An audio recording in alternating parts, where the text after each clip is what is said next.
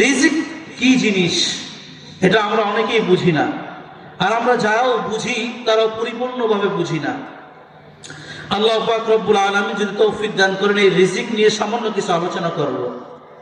সবার আগে বুঝি যে রিজক শব্দের আবিধানিক অর্থ হচ্ছে অংশ।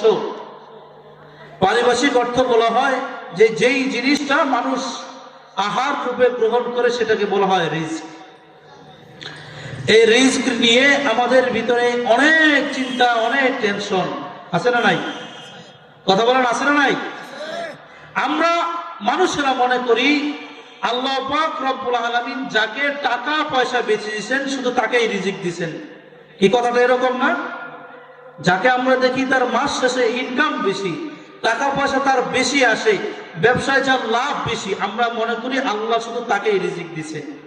কি আমাদের অবস্থা তো এমনই? এরকম না আমাদের অবস্থাটা? যার টাকা বেশি আমরা মনে করি তার রিজিক বেশি, কিন্তু আল্লাহ পাক রব্বুল আলামিন ইসলামী শরীয়তে আমাদেরকে জানাইয়া দেন যে রিজিকের 4টা স্তর রয়েছে। বলেন কয়টা? 4টা।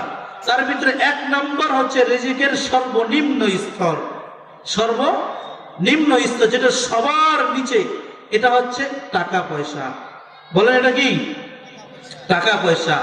আমরা যেটাকে সবচাইতে বেশি মনে করি, যেই টাকা পয়সা অর্জনের জন্য আমরা আমাদের দিন রাত ত্যাগ করে দেই, যেই টাকা পয়সা অর্জনের জন্য আমরা কখনো আমাদের মা বাবাকে ছেড়ে দেই, আমরা কখনো সুদ জুয়ার মতো বড় বড় গুনাহে লিপ্ত হই।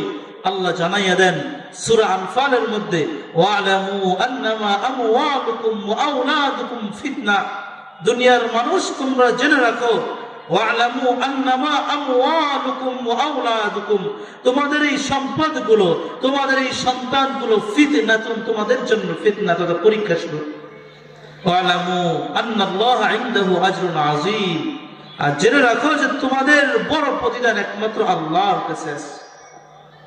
আল্লাহ পাক রব্বুল আলামিন সূরা কাহফের মধ্যে বলেন, আল মাল ওয়াল বানুনা জিনাতুল হায়াতিদ দুনিয়া।